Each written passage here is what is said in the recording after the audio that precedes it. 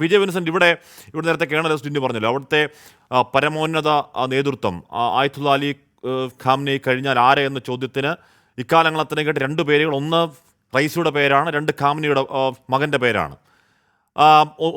അവിടെ എന്ന് പറഞ്ഞാൽ റൈസി മരിച്ചാൽ പിന്നെ അടുത്ത പേരുകാരൻ ഈ പറയുന്ന ഖാംനിയുടെ മകനാണ്. അവിടെ അച്ഛൻ്റെ മകൻ അങ്ങനെ പരമോന്നത നേതാവായ ചരിത്രമില്ലെങ്കിൽ കൂടിയും ചരിത്രം തിരുത്തുമോ എന്നൊരു ചോദ്യം അവിടെയുണ്ട്. അപ്പോൾ അങ്ങനെ ഒരു ബെനിഫിഷ്യറി അവിടെ നിൽക്കുന്നുണ്ട്.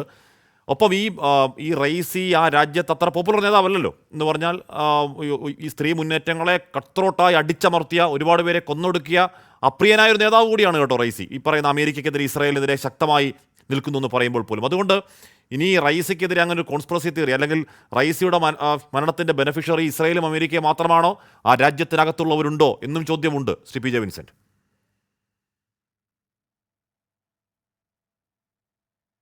തീർച്ചയായിട്ടുമുണ്ട്. പക്ഷേ രാജ്യത്തിനകത്ത് അപ്രിയനാണോ എന്ന ചോദ്യം ആ രാജ്യത്തിൻ്റെ പൊളിറ്റിക്കൽ ഐഡിയോളജിയാണ് നിശ്ചയിക്കുന്നത്. അവിടെ 1979 ഇസ്ലാമിക റവല്യൂഷൻ ശക്തമായി ഇപ്പോഴും നിലനിൽക്കുന്ന രാജ്യമാണ്.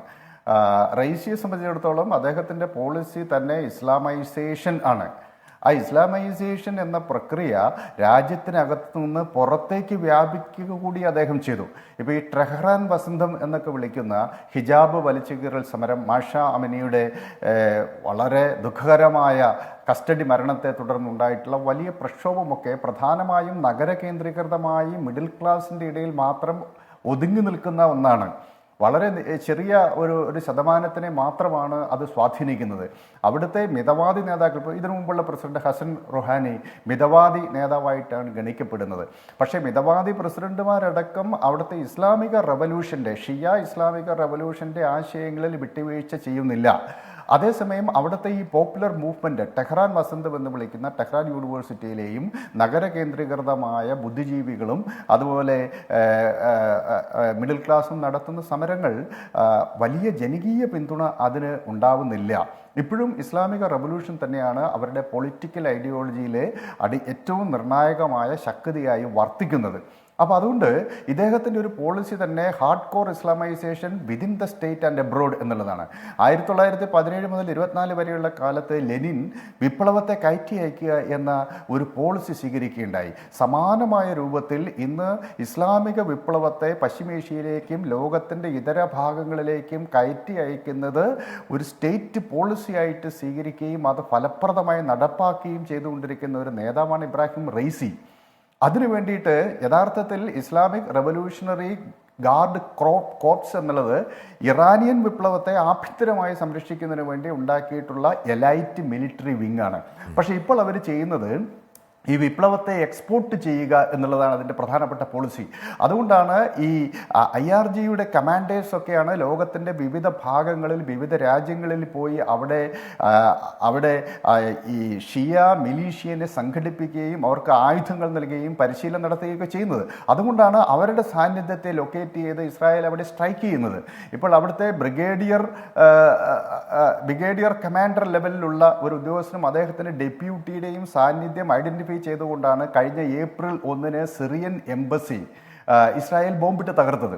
അപ്പോൾ ഹമാസിൻ്റെ ഇടയിൽ ഹമാസിന് പരിശീലനം നൽകുന്നതും അവർക്ക് ആയുധങ്ങൾ നൽകുന്നതിലും IRG പ്രവർത്തിക്കുന്നുണ്ട്. അതുപോലെ അതിൽ തന്നെയുള്ള ഖുദ്സ് ഫോഴ്സാണ് ഈ ഇസ്ലാമികവൽക്കരണത്തെ മുന്നോട്ട് നയിക്കുന്നത്. സമീപകാലത്ത് റൈസിയുടെ നേതൃത്വത്തിൽ 2021 റൈസി അധികാരത്തിന് ശേഷം വന്നതിന് ശേഷം ഉണ്ടായിട്ടുള്ള വലിയ പ്രത്യേകത, ഷിയ മിലീഷ്യ എന്നതിനപ്പുറത്തേക്ക് ഈ മേഖലയിലുള്ള പല രാജ്യങ്ങളിലുമുള്ള സുന്നി വിഭാഗത്തെ പോലെ സുന്നി റെസിസ്റ്റൻ്റ് ഫോഴ്സുകളെയും ട്രെയിൻ ചെയ്യുകയും അവരെ ഇസ്ലാമിക വിപ്ലവത്തിൻ്റെ ധാരയിലേക്ക് കൊണ്ടുവരാൻ അവർ ശ്രമിക്കുന്നു എന്നുള്ളതാണ്. അതിൻ്റെ ഏറ്റവും പ്രത്യക്ഷമായ ഉദാഹരണം ഹമാസിന് അവർ നൽകുന്ന വലിയ സഹായം. അപ്പോൾ അത് ഇറാഖിലെ പോപ്പുലർ റെസിസ്റ്റൻ്റ് മൂവ്മെൻറ്റ്, അതുപോലെ ഹിസ്ബുള്ള ഇപ്പോൾ നിലവിൽ അവിടെയുണ്ട്, ഹമാസ് ഉണ്ട്, അതുപോലെ സിറിയയിലെ ബാഷർ അൽ അസദിനെ സഹായിക്കുന്നത് മുഴുവനും IRG ആണ്. ഹൂത്തികൾക്ക് ആവശ്യമായ ട്രെയിനിങ് കൊടുക്കുന്നവരാണ്. അങ്ങനെ വലിയ ഒരു ഇസ്ലാമിക റവല്യൂഷൻ്റെ നെറ്റ്വർക്ക് പശ്ചിമേഷ്യയിൽ അവർ ഉണ്ടാക്കിയെടുത്തിട്ടുണ്ട്. അതുകൊണ്ട് ഇതിന് വലിയ നേതൃത്വം നൽകുന്നു എന്നത് തന്ത്രപരമായി വളരെ പ്രധാനപ്പെട്ട കാര്യമാണ്. ഇനി ഇങ്ങനെ ഒരു ഭാഗത്ത് ചെയ്യുമ്പോൾ നേരത്തെ സൂചിപ്പിച്ച ഒരു കാര്യം കൂടി വളരെ പ്രസക്തമാണ്. അവിടെ ഖത്തർ, ഇറാൻ, ടർക്കി ബന്ധം രൂപപ്പെട്ടിട്ടുണ്ട്. കുറേ കാലമായി അസർബൈജാനും അർമീനിയയും തമ്മിൽ നിരന്തര സംഘർഷത്തിലായിരുന്നു നാഗോർണോ കരബാക്ക് മേഖലയെ ചൊല്ലി. എന്നാൽ സമീപകാലത്ത് ആർമേനിയയ്ക്ക് റഷ്യയിൽ നിന്ന് വലിയ സൈനിക ഇടപെടലിന്റെ സാധ്യത കുറഞ്ഞ ഘട്ടത്തിൽ തുർക്കിയുടെ പിന്തുണയോടുകൂടി അസർബൈജാൻ ഈ മേഖല പിടിച്ചെടുത്തു. ഈ മേഖല പിടിച്ചെടുത്തതിന് പിന്നിൽ ഇറാന്റെ സഹായവും ഉണ്ടായിരുന്നു. അപ്പോൾ പരമ്പരാഗതമായിട്ട് തന്നെ ഇസ്രായേലിനോട് ബന്ധം പുലർത്തുന്ന ഒരു രാജ്യമായിരുന്നു. പക്ഷേ അവിടെ ഇറാൻ, അസർബൈജാൻ, തുർക്കി അച്ചുതണ്ട് കൂടി അവിടെ രൂപപ്പെട്ടു വന്നിരിക്കുന്നു. അതോടൊപ്പം തന്നെ ഇപ്പൊ ഇടയ്ക്ക് വ്ളാഡിമിർ പുടിൻ അവിടേക്ക് പോകുന്നുണ്ട്, ഒറ്റ ദിവസത്തിന് വേണ്ടി അങ്ങോട്ടേക്ക് പോകുന്നുണ്ട്, റൈസിയെ കാണുന്നുണ്ട്, യുക്രൈനു വേണ്ടി ഷില്ലുകൾ വാങ്ങിയെന്നൊക്കെ കേൾക്കുന്നത്. അതിന്റെ കൂടുതൽ വിശദാംശങ്ങൾ വരട്ടെ. അപ്പോൾ അവിടെ ഈ റഷ്യ, ചൈന, ഇറാൻ എന്ന് പറയുന്ന ഒരു അച്ചുതണ്ട് കൂടി ഡെവലപ്പ് ചെയ്ത് വരുന്നുണ്ട്. അതും ഈ പാശ്ചാത്യ ശക്തികളെ അസ്വസ്ഥമാക്കുന്ന അച്ചുകൊണ്ടാണല്ലോ അത്, ശ്രീ പി ജെ വിൻസൻ. അതെ, തീർച്ചയായിട്ടും അതാണ്. അപ്പോൾ ഒരു ഭാഗത്ത് ഖത്തർ തുർക്കിയെ ഇറാൻ അച്ചുതണ്ട് രൂപപ്പെടുന്നു, ഇറാൻ അസർബൈജാൻ ടർക്കിയെ അച്ചുതണ്ട് രൂപപ്പെടുന്നു, ഇറാൻ റഷ്യ ചൈന അച്ചുതണ്ട് രൂപപ്പെടുന്നു. ഇതിങ്ങനെ രൂപപ്പെടുന്ന ഘട്ടത്തിലും ഇന്ത്യയെ പോലെ അവിടെ ഇടപെടാൻ ശേഷിയുള്ള വൻശക്തി രാഷ്ട്രമായ ഇന്ത്യയോട് അവർ വളരെ അനുകൂലമായ നിലപാട് സ്വീകരിക്കുന്നു. അങ്ങനെയാണല്ലോ 2002 ആരംഭിച്ച് ഇഴഞ്ഞു നീങ്ങിയ കരാർ 2024 10 വർഷത്തേക്ക് ഇന്ത്യ ആദ്യമായിട്ടാണ് ഒരു വിദേശ തുറമുഖം 10 വർഷത്തേക്ക് പൂർണ്ണമായി വികസിപ്പിക്കുവാനും ഓപ്പറേറ്റ് ചെയ്യാനായിട്ടും എടുക്കുന്നത്. ശ്രീലങ്കയിലെ ഹമ്പൻടോട്ട തുറമുഖം 99 വർഷത്തേക്കാണ് ചൈന വാങ്ങിച്ചിട്ടുള്ളത്. അങ്ങനെയൊക്കെ ചൈന നമുക്ക് ചുറ്റും ചെയ്തുകൊണ്ടിരിക്കുമ്പോൾ വർഷം തോറും 2018 ശേഷം വർഷം തോറും കരാറ് പുതുക്കി ഇങ്ങനെ ഇഴഞ്ഞു നീങ്ങുകയായിരുന്നു. കാരണം അമേരിക്കൻ ഉപരോധത്തെ മറികടക്കാനുള്ള ഇച്ഛാശക്തി ഇന്ത്യൻ പൊളിറ്റിക്കൽ ലീഡർഷിപ്പ് കാണിച്ചിരുന്നില്ല. അപ്പോഴാണ് ഈ തെരഞ്ഞെടുപ്പിൻ്റെ ചട്ടം നിലനിൽക്കെ അതിനകത്തുനിന്ന് തെരഞ്ഞെടുപ്പ് കമ്മീഷന്റെ പ്രത്യേക അനുമതി വാങ്ങി 10 വർഷത്തേക്കുള്ള കരാർ ഇന്ത്യ ഒപ്പിടുന്നത്. അപ്പോൾ ആ മേഖലയിൽ നോർത്ത് സൗത്ത് കൊറിഡോറിൻ്റെ ഭാഗമായി പാകിസ്ഥാൻ നമ്മുടെ മേലെ ചൊലുത്തുന്ന ഈ ടെറിട്ടോറിയൽ വീറ്റോയിനെ മറികടക്കാൻ ഏറ്റവും ശ്രദ്ധേയമായ നീക്കമാണ് ഇന്ത്യ അവിടെ നടത്തിയത്. വലിയ ബെനിഫിറ്റാണ് അതിൻ്റെ ഭാഗമായിട്ടുണ്ടായത്. പണ്ട് ഇന്ത്യ, ഇറാൻ, പാകിസ്ഥാൻ വാതക പൈപ്പ് ലൈൻ പദ്ധതിയൊക്കെ പാകിസ്ഥാനെ ഉപയോഗിച്ച് അമേരിക്ക ടോർപിഡോ ചെയ്തതിൻ്റെ കഥ നമുക്കറിയാം. മണിശങ്കർ അയ്യർക്കൊക്കെ അന്ന് രാജിവെച്ച് പുറത്തു പോകേണ്ട വന്ന സാഹചര്യമൊക്കെ അറിയാം. അന്നത്തെ ഗവൺമെൻറ്റിന് അതിനുള്ള ഇച്ഛാശക്തി ഉണ്ടായിരുന്നില്ല. അപ്പോൾ നമുക്ക് പാകിസ്ഥാൻ്റെ ലാൻഡ് ബാരിയർ ഈ മിഡിൽ ഈസ്റ്റുമായിട്ടും അതുപോലെ മധ്യേഷ്യയുമായിട്ടും ഒക്കെ ബന്ധപ്പെടുന്നതിനൊരു തടസ്സമായിരുന്നു. അവിടെയാണ് ചബഹാർ തുറമുഖം വരുന്നത്. അത് അഫ്ഗാനിസ്ഥാൻ വഴി മധ്യേഷ്യയിലേക്കും അവിടുന്ന് റഷ്യയിലേക്കും നേരിട്ട് ചരക്ക് ഗതാഗതത്തിൻ്റെ ഒരു കൊറിഡോർ വരികയാണ്. അപ്പോൾ ഈ ഒരു ദിശയിൽ ആ മേഖലയിൽ ഇന്ത്യ, ചൈന, റഷ്യ ചേർന്ന് കഴിഞ്ഞാൽ ആ മേഖലയിൽ നേരിട്ടിടപെടുന്ന ഏറ്റവും കരുത്തുള്ള രാജ്യങ്ങളായി അവർ മാറി. അമേരിക്കൻ ഉപരോധത്തെ അവർക്ക് അതിജീവിക്കാൻ വലിയ പ്രയാസമില്ല എന്ന് സാരം. ഇവിടെ റെസിസ്റ്റന്റ് ഇക്കണോമി എന്ന് പറഞ്ഞ പുതിയൊരു ഒരു സാമ്പത്തിക നയം റൈസി ഇപ്പോൾ നടപ്പാക്കിക്കൊണ്ടിരിക്കുകയാണ്.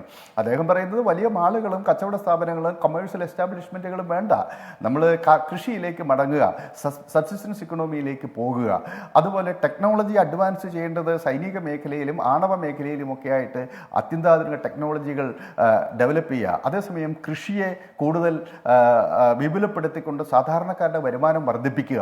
ഇങ്ങനെയൊക്കെയുള്ള അതിനെ റെസിസ്റ്റൻസ് ഇക്കണോമി എന്നാണ് അദ്ദേഹം പേരിട്ടത്. ആ രൂപത്തിൽ ആഭ്യന്തര രംഗത്ത് അദ്ദേഹം കൊണ്ടുവന്ന പരിഷ്കാരങ്ങൾ വളരെ ഫലപ്രദമാണ്. അതുകൊണ്ട് തന്നെ ആ മേഖലയിൽ ഏറ്റവും സ്റ്റേബിളായിട്ടുള്ള ഒരു രാജ്യമായി ഇന്ന് ഇറാൻ മാറിയിട്ടുണ്ട്. അപ്പോൾ സ്വാഭാവികമായിട്ടും അവിടുത്തെ ഈ ഭരണകൂടത്തിൻ്റെ ഫണ്ടമെൻ്റലിസ്റ്റ് സ്വഭാവത്തിനെതിരായിട്ട് റെസിസ്റ്റൻസ് ഉയർന്നു വരുന്നുള്ളത് ശരിയാണ്. അതിപ്പോൾ എല്ലാ രാജ്യത്തും എല്ലാ ഭരണകൂടങ്ങൾക്കെതിരായിട്ടും പ്രതിരോധങ്ങളും പ്രതിഷേധങ്ങളും വളർന്നു വരാറുണ്ട്. പക്ഷേ ഒരു രാജ്യം എന്ന നിലയിൽ എടുത്തു കഴിഞ്ഞാൽ ഇപ്പോൾ വേൾഡ് ബാങ്കിൻ്റെ കണക്ക് പ്രകാരം അത് അപ്പർ മിഡിൽ ഇൻകം ഇക്കണോമിയാണ് ഇപ്പോഴും ഇറാൻ്റെത്. ഇത്ര വലിയ ഉപരോധം വന്നിട്ടും അത് അപ്പർ മിഡിൽ ഇൻകം ഇക്കണോമിയായിട്ട് അവർ തുടരുന്നു. അതോടൊപ്പം അവർ സ്റ്റേബിളായിരിക്കുന്നു. ഇന്ന് പശ്ചിമേഷ്യയിലെ ഇസ്രായേലിനോട് ഒപ്പം സ്റ്റേബിൾ ആയിട്ടുള്ള ഒരു രാജ്യം. ഇസ്രായേൽ ഇപ്പം 100% സ്റ്റേബിൾ എന്നൊന്നും നമുക്ക് പറയാൻ പറ്റില്ല, അതിന് വലിയ സംഘർഷങ്ങൾ ഇവിടെയുണ്ട്. എങ്കിലും ഇസ്രായേൽ, ഇറാൻ ഈ രണ്ട് രാജ്യങ്ങൾ ഒരു പക്ഷേ ഇത്രയും സ്റ്റേബിൾ ആയിട്ടുള്ള രാജ്യം അവിടെ ഇല്ല.